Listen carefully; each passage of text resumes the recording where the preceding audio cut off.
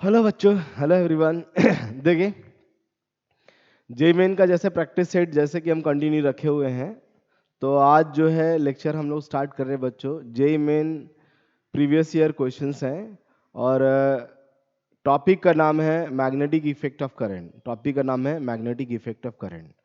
तो magnetic effect of current के ऊपर देखिए क्वेश्चंस हम लोग डिस्कस करने जा रहे हैं। फोकस करिएगा, सब लोग ध्यान सुनिए बच्चों।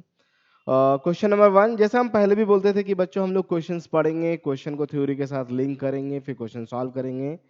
हालांकि मैग्नेटिक फील्ड के क्वेश्चंस थोड़े इजी होते हैं, जेई मेन में भी जो पूछे जाते हैं। अगर आप फॉर्मूले को बहुत अच्छे से पढ़ें और फॉर्मूला बहुत अच्छे से अप्लाई करने आता है तो बड़े आसानी से हम क्वेश्चन सॉल्व कर सकते हैं। ओके, तो चलिए देखिए बच्चों, डिस्कशन का पार्ट है ये कि दो लॉन्ग स्ट्रेट वायर्स हैं P और Q। There are two long straight wires P and Q carrying equal current of 10 ampere, each were kept parallel to each other at a distance of 5 centimeter। दो wires हैं जो आपस में 5 centimetre की दूरी पर रखे हुए हैं। इनके बीच का डिस्टेंस है 5 सेंटीमीटर और इसमें जो करंट फ्लो कर रहा है दोनों वायर में 10 एम्पियर का करंट है। ऐसा क्वेश्चन ने पहले बोला कि दोनों वायर में 10 एम्पियर का करंट है, दोनों वायर में 10 एम्पियर का करंट है। क्वेश्चन ने बोला है बच्चों कि magnitude of the magnetic force experience by 10 centimetre length of the wire P। ये मान लीजिए P वायर है और इसका नाम लेट मान लो Q हमने रख दिया। दो वायर है, एक P और दूसरा Q है, या उसे P और इसे Q ले सकते हैं, उससे कोई प्रॉब्लम नहीं होने वाला है ना। तो इसके 10 सेंटीमीटर वाले पोर्शन पे कितना फोर्स लगेगा? शायद आप सबको याद हो बच्चों, जब भी दो पैरेलल वायर होते हैं, करंट I1 I2 है, तो इनके बीच में लगने वाला फोर्स का वैल्यू होता है म्यू नॉट अपॉन 4 पाई 2I1 I2 अपॉन इनके बीच का सेपरेशन D। और ये फोर्स नहीं बल्कि फोर्स पर यूनिट लेंथ होता है। क्या होता है? Force per unit length. तो इस वाले सीन में, जो कि ये सीन दिया है ना, इस वाले सीन में फॉर्मूला लगा दीजिए। फोर्स F1 की वैल्यू, ये वाले वैल्यू इधर शिफ्ट हो जाएगी, तो हम लोग लिखेंगे म्यू नॉट अपॉन 4 पाई, इसकी वैल्यू हमें ऑलरेडी पता होती है बच्चों, into twice of I1 I2, it is 200 into, यहां से देखिए 10 सेंटीमीटर इधर लाओ, 10 और नीचे कितना है बच्चों? 5, उनके बीच में डिस्टेंस है 5। So finally it is F1 equals to 400 mu naught upon 4 pi, equation 1। फिर क्या बोला क्वेश्चन है? आगे पढ़ते हैं और करते हैं बच्चों। आगे बढ़ा है कि if distance between the wire is halved, मतलब ये जो डिस्टेंस 5 है वो आधा कर दो, 2.5, and the current on them are doubled, और उनके बीच के करंट को डबल कर दें, तो बताइए F2 on 10 centimetre length of the wire P। फिर वही सेम कहानी है, अब नया फोर्स लिखना है। जो वो कह रहा है वो मान जाइए उसकी बात को। कह रहा है कि करंट को डबल कर दीजिए, मतलब 20-20 हो जाएगा। तो ये हो जाएगा आपका 20-20 400 इंटू 2 800, और डिस्टेंस तो अभी भी 10 है और ये आधा हो जा रहा है D/2, ये भी 4 हो जाएगा। So this F2 is equal to आ जाएगा बच्चा यहां से, तो 4 टाइम्स या कह लो 8 टाइम्स ऑफ 400, ऐसा आ रहा है, मैं कैलकुलेट कर लिया हूं, देखिए, इंटू म्यू नॉट अपॉन 4 पाई। ऊपर वाले इक्वेशंस देखिए, इसको F1 कहते हैं, इसको F1 कहते हैं, लिख दिया। F2 is equal to 8F1। क्या लिखा बच्चों? F2 is equal to 8F1, then we get the answer. Okay everyone, देखिए बड़े आसानी से कर लिया बच्चों, कोई मुश्किल टास्क नहीं है। यहाँ पर देख सकते हैं F2 is equal to 8F1, ऐसा मैंने सॉल्व किया। ओके एवरीवन, चलिए नेक्स्ट क्वेश्चन डिस्कस करता हूं मैं। यहाँ तक समझ में आ गया होगा आप सबको। अगला क्वेश्चन है बच्चों, लॉन्ग सोलेनॉइड इज फॉर्म्ड, लिखा है long solenoid is formed by winding of 70 turns पर सेंटीमीटर, स्मॉल एन दिया हुआ है, और करंट अगर 2 एम्पियर का फ्लो कर रहा है, 2 ampere current flows, then the magnetic field produce inside the solenoid is. A magnetic field inside solenoid का फार्मूला होता है B equals to mu naught Ni, ये फार्मूला होता है मैग्नेटिक फील्ड का। म्यू नॉट की वैल्यू लिख लो 4 पाई 10 का पावर -7 n का वैल्यू है 70 पर सेंटीमीटर, तो 70 पर सेंटीमीटर, और सेंटीमीटर की जगह 10 का पावर -2 लिखते हैं, तो ये 10 पावर 2 से मल्टीप्लाई हो जाएगा, ये हो जाएगा टर्न्स पर metre divided by into current, current का वैल्यू कितना है 2। ये सॉल्व करेंगे and then get the answer बच्चों। सो यहां से आपको आंसर मिल रहा होगा, जरा ध्यान से देखिएगा। तो लिखे हम लोग 4 पाई इंटू 10 का पावर, ये हो जाएगा 3 और -4 इंटू 14, ऐसा, ठीक है ऐसा। तो 4 पाई, 4 पाई, पाई बोले तो 3.14, या ऐसा रख लो बच्चों 22/7 ज़्यादा अच्छा है क्योंकि कट रहा है। 22/7 इंटू 14 इंटू 10 का पावर -4, 7 2 जा, ये हो जाएगा 4 इंटू 44, 10 का power -4 and that is equal to, calculation ही करना है, आएगा 6 और 1 7 है ना, इंटू 176 10 पावर -4, ऐसा कुछ ऑप्शन मिल रहा है क्या? ओके मिल गया, ये देखिए ये रहा बच्चों, and gate the answer. Easy है? ओके एवरीवन, इजी है? देखो बच्चों नेक्स्ट क्वेश्चन, इस क्वेश्चन को भी बड़े आसानी से कर सकते हैं, आसान है बच्चों, एकदम आसान है ये। देखिए इसमें लिखा है करंट कॉन्फ़िगरेशन और मैग्नेटिक फील्ड एट पॉइंट न, तो ये आपका करंट कॉन्फ़िगरेशन है, इसमें हमें मैग्नेटिक फील्ड लिखना है अलग अलग पॉइंट्स पे, बड़े आसानी से लिख लीजिए। तो देखिए बच्चों ये सर्कुलर फॉर्म में है, यहाँ पर मैग्नेटिक फील्ड चाहिए ना, तो यहाँ पर दो की वजह से मैग्नेटिक फील्ड होगा, एक सर्कल वाले की वजह से होगा, दूसरा स्ट्रेट बार की वजह से होगा। दोनों मैग्नेटिक फील्ड का डायरेक्शन चेक कर लो। सर्कल वाले की वजह से मैग्नेटिक फील्ड देखो ऐसे निकालते हैं ना, जो कर्व में चलता है current, magnetic field into the plane, और ध्यान रहे सर्कल वाले की वजह से इनटू द प्लेन, और जो स्ट्रेट है उसकी वजह से आउट ऑफ द प्लेन। इसका मतलब यहाँ जो नेट मैग्नेटिक फील्ड आएगा पहले वाले केस में, सर्कल वाले का अंदर है और वायर का बाहर है, सर्कल वाले का फील्ड होता है μ0I/2r, और बाहर वाला बाहर की तरफ है इसलिए माइनस कर दिया, आएगा μ0I/2πr ऐसा। सो फाइनली इसे सॉल्व करेंगे, μ0I/2r को बाहर कर लेंगे, 1 - 1/π ऐसा ऑप्शन में है। सो 1 - 1/π मीन्स हो जाएगा μ0I/2πr, ये हो जाएगा π-1, ऐसा ऑप्शन कौन सा है बच्चों? इसका मतलब ये जो पहला है वो इसके साथ मैच कर गया। देखिए पहला वाला इसके साथ मैच कर गया जैसा दिखाई दे रहा हमें। दूसरे वाले केस में देखिए बच्चों, दूसरे वाले केस में यहाँ पर इस आधे सेक्शन की वजह से फील्ड होगा, इस आर्क की वजह से फील्ड होगा, और इस आधे सेक्शन की वजह से फील्ड होगा, क्योंकि यहाँ पर ये तीनों की वजह से फील्ड आने वाला है। ऊपर वाले आधे सेक्शन की वजह से अगर आप फील्ड निकालें तो देखिए बाहर की तरफ, ऊपर वाले आधे सेक्शन से बाहर की तरफ, इस कर्व वाले की वजह से बात करें तो बाहर की तरफ, और इस वाले की वजह से बात करें तब भी बाहर की तरफ, इसके सबकी वजह से बाहर की तरफ फील्ड है। तो सेकेंड वाले केस में अगर मैग्नेटिक फील्ड देखें, सबका ऐड करेंगे, आधे सेक्शन का होता है μ0I/4πr, इसको डबल कर लीजिए इंटू 2, और आधा है तो वो हो जाएगा μ0I/4r, कॉमन ले लीजिए, μ0I/4r कॉमन हो जाएगा, आंसर आएगा 2/π+1 ऐसा, 2/π+1। अगर आप सॉल्व करके देखें तो शायद ये फर्स्ट वाला आ रहा है बच्चों, तो ये पहले वाले के साथ मैच कर गया, ये पहले वाले के साथ मैच कर गया। इस वाली कहानी में ध्यान रहे, वायर की लाइन में मैग्नेटिक फील्ड वायर की वजह से 0, तो इसकी वजह से मैग्नेटिक फील्ड नहीं आएगा, इस आर्क की वजह से मैग्नेटिक फील्ड यहां आएगा, और इसकी वजह से मैग्नेटिक फील्ड आएगा।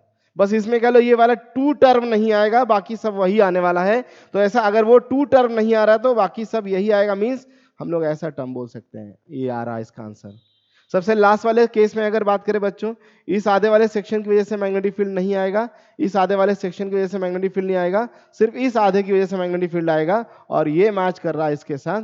इसका मतलब हमने सारा मैच करा लिया। ऑप्शन भी मैच करा लो बच्चों, ऑप्शन है ए थर्ड के साथ है, बी फर्स्ट के साथ है, ए थर्ड बी फर्स्ट, ये रहा ऑप्शन थर्ड। ओके चलो नेक्स्ट, आसान है, बड़ा आसान लग रहा है बच्चों हमको तो। ये सब लिखा सोलेनॉइड है जिसका टर्न कितना है 1200 is wounded uniformly over a single layer on a glass tube of 2 metre long and the diameter दे रखा है 0.2, the magnetic field intensity at the center of the solenoid when a current of 2 ampere is flows. ये centre of the solenoid पे जो magnetic field होता है वो होता है mu not an I. Mu naught की वैल्यू होती है 4 पाई इंटू 10 पावर -7। एन का value number of turns per unit length 1200 divided by 2। Current की वैल्यू 2। सॉल्व करेंगे इसे तो देखिए आंसर क्या आएगा बच्चों। इसे सॉल्व करके निकालते हैं। Magnetic intensity at the centre, magnetic intensity at the centre है ना, तो ये आंसर आ जाएगा आपका 4 पाई इंटू 10 का पावर -4 इंटू 1.2। फिर इससे मल्टीप्लाई करेंगे तो 10 का पावर -3 के आ रहा ऑर्डर में, देख लीजिए, और वो सिर्फ और सिर्फ एक ही ऑप्शन ही है। 10 का पावर -3 का ऑर्डर आ रहा और वो सिर्फ एक ही ऑप्शन है। ये तो आसान हो गया फिर तो बच्चों, ये ऑप्शन ही नहीं है। देखिए कोई देखो देखा 10 का पावर -3 का ऑर्डर में जा रहा और वो सिर्फ एक ही ऑप्शन है, तो मैंने कैलकुलेट भी नहीं किया, मैंने कहा ये तो आसानी से हो गया डायरेक्टली। ओके देखो बच्चों नेक्स्ट इस क्वेश्चन की बात कर लेते हैं। Two long parallel wires carrying current of 8 ampere and 15 ampere. दो लॉन्ग करंट कैरिंग वायर है, लॉन्ग है, इनमें जो करंट है वो कितना है, एक में है 8 एम्पियर का और दूसरा जो करंट है वो है 15 एम्पियर। 8 एम्पियर और 15 एम्पियर, और करंट अपोजिट में, ये ऊपर जा रहा तो ये करंट किधर आ रहा है, नीचे, अपोजिट डायरेक्शन में फ्लो कर रहे हैं। Are place at a distance of 7 centimetre from each other. 7 centimetre की दूरी पर है एक दूसरे से, एक दूसरे से 7 सेंटीमीटर की दूरी पर हैं दोनों, एक दूसरे से 7 सेंटीमीटर की दूरी पर हैं, full stop. A point P is at a equidistance from both the wires। एक पॉइंट लीजिए जो दोनों वायर से इक्वल डिस्टेंस पे होने चाहिए। Equidistance from both the wires such that the line joining the point P to the wires are perpendicular to each other। Okay, magnitude of magnetic field at point P is। थोड़ा खतरनाक हो गया बच्चों ये question तो है ना, वो आप ऐसे कहिए like this, वो इस ध्यान रहे इससे ऊपर है करीब, कुछ इस तरह से है, ये एंगल 90 डिग्री होगा, ये पॉइंट P है, दोनों से डिस्टेंस इक्वल है, ये R है ये भी R है, ये कुछ हाइट पर होगा फिर तो बच्चों है ना। ये यहाँ तक ऐसे नहीं समझ में आ रहा, ऐसे समझिए बच्चा लोग, देखिए एक बार ये जो पॉइंट P है उनके बीच में नहीं होगा, ऐसे ऊपर होगा कहीं, ये और ये दोनों को मिलाएं तो बीच में 90 डिग्री बने, ये और ये मिला तो बीच में कितना बने, 90 डिग्री बने, ऐसा। मैग्नेटिक फील्ड ध्यान रहे आर के हमेशा परपेंडिकुलर होता है, तो दोनों को जो फील्ड होंगे वो एक दूसरे के परपेंडिकुलर होंगे।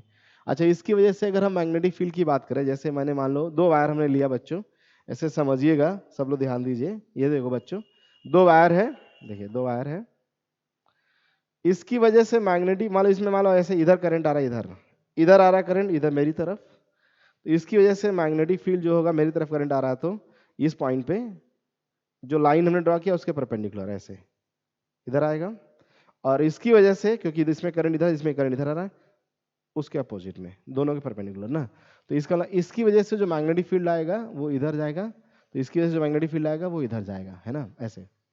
फिर से सुन लीजिए बच्चों, मैं फिर बताऊं, देखो यहाँ पर करंट इधर आ रहा है मेरे बच्चों, इधर मेरी तरफ, तो इधर इधर ऐसे थाम रखा, तो यहाँ पे देखो करंट ऐसे जा रहा है, मतलब ये जो लाइन है इसके परपेंडिकुलर लाइक दिस, ऐसे करंट आएगा, ऐसे ऐसे मैग्नेटिक फील्ड ऐसे इधर आया, इधर इस लाइन के परपेंडिकुलर, दूसरी लाइन इधर से आ रही है, करंट उसमें उधर जा रहा है, उधर उसके परपेंडिकुलर, है ना।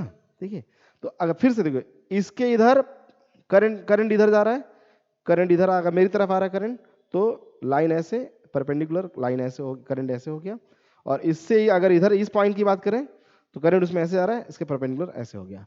मतलब हमने कहा कि दो परपेंडिकुलर है, इससे परपेंडिकुलर इधर जाएगा, इसके परपेंडिकुलर मान लो चलो इधर भी आएगा, किधर भी आता है, तो इनके बीच में अल्टीमेटली 90 डिग्री एंगल बनेगा।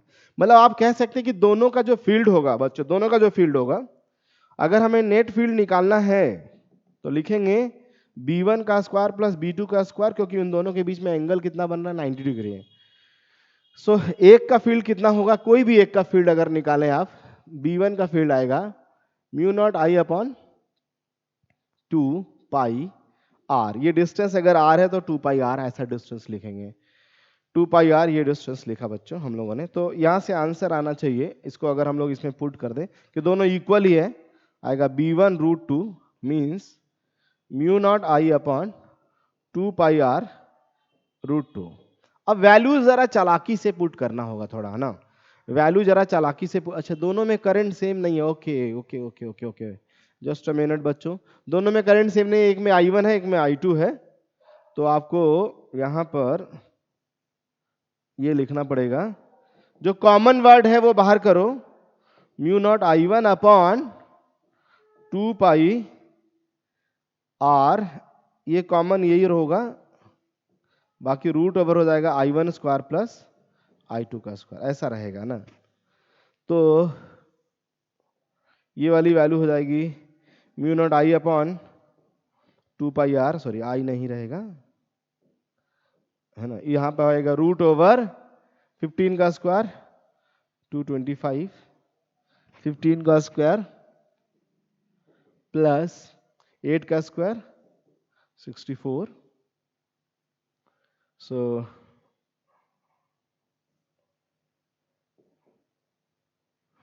म्यू नॉट अपॉन 15 का स्क्वायर 15, ठीक है, तो root over 2 pi r, value put करो बच्चों इसमें 9 8 2 2 8 9, आई थिंक 17 हो जाएगा यहाँ से, तो mu naught upon 2 pi r into 17, है ना, इंटू 17, जरा देखो ध्यान से और ध्यान दो बच्चों, तो म्यू नॉट अपॉन 4 पाई की जो वैल्यू है वो क्या लिखी जाएगी, म्यू नॉट अपॉन 4 पाई की वैल्यू है वो है 10 power minus 7, okay, into 1 upon या 2 अपॉन r इंटू 17। r की वैल्यू क्या है पहले ये देखते हैं ना, परपेंडिकुलर है और इसका मतलब है ये वाली लाइन 7 होगी, तो आप सबको मालूम है r square plus r square root over equals to 7, so r is equal to 7 upon root 2, so 7 upon root 2 यहां रखेंगे बच्चों हम लोग, 7 अपॉन रूट टू ऊपर चला जाएगा, तो यहां से आएगा 34 into 1.4 divided by 7 10 power minus 7, ऐसा, फिर यहां से सॉल्व करेंगे, या 0.2 से मल्टीप्लाई हो जाएगा 8 एंड ये कितना आएगा बच्चा लोग देखिए 6, तो 6.8 इंटू 10 का पावर माइनस 7 ना, तो अगर हम ऑर्डर के फॉर्म में 10 पावर माइनस 7 आ रहा है तो हमें ऑर्डर का भी ख्याल, ओके ये गलती हो गई बच्चा लोग, हम लोगों ने डिस्टेंस को यहाँ पर सेंटीमीटर में यूज किया है ना 7 वाला, ठीक है, बाकी तो सारे डिस्टेंसेस में कोई दिक्कत नहीं वैल्यूज में, हाँ 7 सेंटीमीटर है, सेंटीमीटर, ओके, तो 7 की जगह हम लोग लिख सकते हैं कितना, 7 की जगह जहां हम लोग यहाँ यूज किया था 7 ये सेंटीमीटर, तो 10 पावर माइनस 2 लिख सकते हैं, तो यहाँ आ जाएगा 10 पावर माइनस 5, और ये भी हो जाएगा 10 पावर माइनस 5, तो आप यहाँ लिख सकते हैं बच्चों 68 इंटू 10 पावर माइनस 6, ठीक है ना, 68 इंटू 10 पावर माइनस 6, एक और डेसिमल यहाँ से, ये 6.8 था ना, 68 हो जाएगा, फिर ये आंसर आएगा। थोड़ा कैलकुलेशन था, ऐसा बहुत मुश्किल काम नहीं है बच्चों, हमने कर दिया है, वैसे एक बार आप और कोशिश कर लीजिएगा इसको लेके। एक क्वेश्चन और है, लिखा है single current carrying loop of wire, okay, ये है जिसमें करंट फ्लो कर रहा है और वो भी एंटी क्लॉकवाइज में, ऐसा बताया एंटी क्लॉकवाइज में, direction xy plane. The plot of the J component of the magnetic field at a distance a less than the radius of the coil and on the x, y and the yz plane versus z coordinate look like. Okay. तो magnetic field इस YZ plane में निकालना है Z के साथ बदल के, लेकिन सेंटर वाली लाइन पे नहीं बच्चों, इससे थोड़ा ऊपर वाली लाइन पे। ओके, शायद आप सबको याद होगा बच्चों, मैग्नेटिक फील्ड जो हम दिखाते हैं, अगर करंट मान लो ऐसे फ्लो कर रहा है ना, ऐसे इस तरह से करंट अगर फ्लो कर रहा है, तो करंट ऐसे फ्लो कर रहा है लाइक दिस, तो फील्ड का डायरेक्शन ऐसे आएगा बच्चों, फील्ड डायरेक्शन ऐसे आएगा। सो मैग्नेटिक फील्ड इस डायरेक्शन में ऐसे चलेगा, ऐसे लाइक दिस। इसका मतलब ये तो आपका पूरा Z कंपोनेंट है, Y कंपोनेंट तो है ही नहीं, मतलब इस लाइन पर कहीं पर Y कंपोनेंट आएगा ही नहीं। लेकिन इससे कुछ ऊपर की बात करेंगे तो शायद आपको याद होगा, magnetic field is look like this, ऐसे होता है ना, ऐसे पूरा ऐसे लूप बनाता है। यहाँ पर अगर आप देखें तो Y कंपोनेंट 0 हो जाएगा, यहाँ पर देखें तो इस दो कंपोनेंट होंगे बच्चों Y के, एक इधर आएगा Z में और आएगा Y में, Y नीचे की तरफ। यहाँ अगर आप देखें तो एक कंपोनेंट इधर आएगा, एक कंपोनेंट ऊपर जाएगा, यहाँ Y कंपोनेंट ऊपर, यहाँ Y पॉजिटिव, यहाँ Y नेगेटिव है। Z जब पॉजिटिव है तब Y कंपोनेंट, देखिए Y कंपोनेंट पॉजिटिव है, यहाँ Y कंपोनेंट क्या है, नेगेटिव है। तो ऐसा ऑप्शन देखते हैं, और यहाँ Y कंपोनेंट 0 है, पहला ऑप्शन हो ही नहीं सकता है। दूसरा ऑप्शन दोनों में पॉजिटिव है, ये गलत है। तीसरा ऑप्शन है जब Z positive Y component positive है, BY पॉजिटिव, और जब नेगेटिव है BY नेगेटिव। ओके, सही है ऑप्शन थर्ड। बड़ा आसानी से अगर हमें याद है कि मैग्नेटिक लाइंस कैसे ड्रॉ करते हैं तो कंपोनेंट हम सोच के बना सकते हैं, और एग्जैक्ट इक्वेशन बना के करना बहुत मुश्किल है। आपको इस तरह से सोचेंगे आसानी से आंसर मिल जाएगा बच्चों। नेक्स्ट क्वेश्चन देख लीजिए, क्वेश्चन अब सारे इजी हैं वैसे। Magnitude of the magnetic induction at the mid point O arrangement is shown in the figure. यहाँ पर फील्ड देखिए, इसी के लाइन में आएगा, इसकी वजह से फील्ड नहीं होगा, इसकी लाइन में है, इसकी वजह से फील्ड नहीं होगा, ये तो क्लियर है। इन दोनों की वजह से फील्ड नहीं होगा, बस जब होगा इसके और इसके वजह से।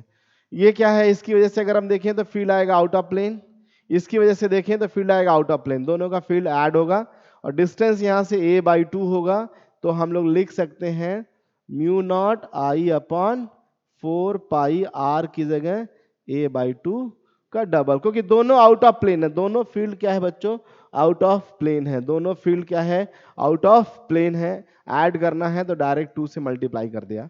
सो फाइनली आंसर आएगा mu not I upon 4π। Actual में ये 2 कहाँ चला जाएगा बच्चा, ऊपर चला जाएगा, 4 कट जाएगा, तो पाई है ऑप्शन 4 ये आएगा। हाँ, कैलकुलेशन मिस्टेक कर देंगे तो फिर समझ लीजिए आपका एक तरह से बोनस वाला क्वेश्चन चला जाएगा आपके हाथ से ना, अगर आप ऐसा कर देंगे तो। चलिए एक और क्वेश्चन है, find the magnetic field at the point P in the figure the curve portion is a semi circle connected to two long straight wires, connected to two long straight wires. देखिए जैसा दिखाई दे रहा है, हमें P point पे magnetic field चाहिए, भी बहुत आसान है बच्चों। इसकी वजह से फील्ड नहीं होगा क्योंकि इसी के लाइन में है ये पॉइंट, इसकी वजह से होगा, इसकी वजह से होगा, इसकी वजह से जो आएगा फील्ड, इसकी वजह से ध्यान रहे आउट ऑफ प्लेन, और इसकी वजह से आएगा आउट ऑफ प्लेन, इसकी वजह से आउट ऑफ प्लेन, इसकी वजह से आउट ऑफ प्लेन। ये तो अभी अभी किया था बच्चों, कॉलम मैचिंग में यही क्वेश्चन था यार ना। तो आंसर क्या आएगा बोलो, म्यू नॉट I अपॉन, एक तो हो गया 4r, दूसरा आएगा mu not I upon 4πr, सीधा फार्मूला लगाया, सम कर लिया, आएगा mu not I upon 4πr common 1 + π, ऐसा आ रहा है। ओके, क्यों बच्चा लोग, क्लियर है सबको ना, आगे समझ में? तो ऑप्शन अगर मैच कराएं, गड़बड़ हो गया। अगर हम लोग यहाँ पर 4r कॉमन ले, ऑप्शन के हिसाब से चल लेते हैं, इसमें से mu not I upon 4r को अगर हम लोग कॉमन ले लें बच्चे, तो 1 + 1 अपॉन पाई, ऐसा ऑप्शन आएगा। ऐसा ऑप्शन है क्या, कोई जरा देख लेते हैं, नहीं है, तो 1/2 अंदर कर दो, म्यू नॉट I। देखिए भाई, क्वेश्चन में कभी कभी कलाकारी भी करनी पड़ती है, 1/2 + 1/2π, ऐसा। हाँ बोला, हाँ आप सही है, ऑप्शन 3। ऑप्शन भी कभी कभी खोजना पड़ता है ध्यान से, ऑप्शन भी कभी कभी, मतलब क्वेश्चन सॉल्व करना तो अलग बात है, ऑप्शन खोजो, ऑप्शन मैच कराओ, है ना। देखिए ये लास्ट क्वेश्चन है, लिखा है यूनिफॉर्म मैग्नेटिक फील्ड है, uniform magnetic field, speed and energy remains constant. अगर चार्ज पार्टिकल किसी भी यूनिफॉर्म मैग्नेटिक फील्ड में चलता है तो उसका स्पीड और एनर्जी दोनों कांस्टेंट रहता है, क्योंकि मैग्नेटिक फील्ड चार्ज पार्टिकल पे जो फोर्स लगाता है वो फोर्स उसके मोशन के, उसके वेलोसिटी के, उसके डिस्प्लेसमेंट के परपेंडिकुलर होता है, इसलिए work zero, so energy change नहीं करेगा, स्पीड भी चेंज नहीं होगा। एग्जैक्टली वही बात लिखा हुआ है पहला लाइन में। दूसरा लाइन में moving charge particle experiences magnetic force perpendicular to the direction of the motion, एकदम सही है, ये इसके एक्सप्लेनेशन को मैच भी कर रहा है। Both are correct and R is the correct, okay, option A is the correct one. तो बच्चों आज तक इतना, जो आज इतना क्वेश्चन किया, आज के लिए मैं ज्यादा टाइम नहीं है मेरे पास, बच्चा इतना आज बना है। अगली क्लास में फिर इसी को थोड़ा और आगे बढ़ाएंगे और क्वेश्चन सॉल्व करेंगे। तो ध्यान रहे, क्वेश्चन करते करते समय आप लोग ये बात भी समझ जा रहा है कि इस तरह के क्वेश्चन बार बार पूछे जा रहे हैं, तो थोड़ी प्रैक्टिस जरूर होनी चाहिए ऐसे क्वेश्चन को करने के लिए। ओके, चलो ओके बच्चा लोग, मिलते हैं नेक्स्ट क्लास में। Thank you so much, thank you.